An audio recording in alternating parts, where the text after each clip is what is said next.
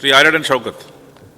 Sir, എൻ്റെ നിലമ്പൂർ നിയോജകമണ്ഡലത്തിൽ 2019 വലിയ പ്രളയത്തിൽ വീടും പാർപ്പിടം എല്ലാം നഷ്ടപ്പെട്ടുകൊണ്ട് 200-ലധികം ആദിവാസി കുടുംബങ്ങൾ ദുരിതം അനുഭവിക്കുക. പോത്തുകല്ല് പഞ്ചായത്തിലെ വാണിയമ്പുഴ, കുമ്പളപ്പാറ, തണ്ടക്കല്ല്, സ്പോട്ട് പറഞ്ഞത് അതേപോലെ വഴിക്കടവ് പഞ്ചായത്തിൽ, പോത്തുകല്ല് പഞ്ചായത്തിൽ, കരുളായി പഞ്ചായത്തിൽ കഴിഞ്ഞ 7 വർഷമായി ഇപ്പോഴും അവർ നീല പ്ലാസ്റ്റിക് ഷീറ്റിനുള്ളിലാണ് കഴിയുന്നത്. അവരുടെ പുനരധിവാസം ഇതുവരെ നടന്നിട്ടില്ല. അവർക്ക് ശൗചാലയമില്ല, കുടിവെള്ളമില്ല.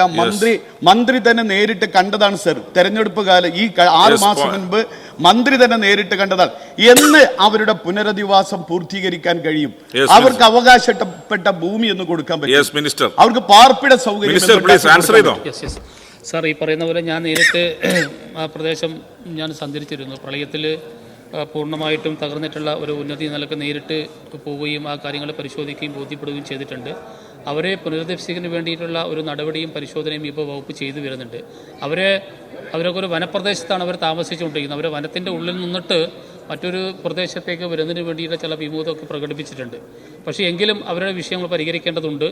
അതിന് വേണ്ടിയിട്ടുള്ള നമ്മുടെ വകുപ്പിൻ്റെ TRDM പദ്ധതി പ്രകാരം അവരെ പുനരധിവസിക്കുന്നതിന് വേണ്ടിയിട്ടുള്ള പദ്ധതി ഇപ്പോൾ നമ്മൾ പരിശോധിച്ച് വരികയാണ്, നടപ്പാക്കി വരികയാണ് സാർ.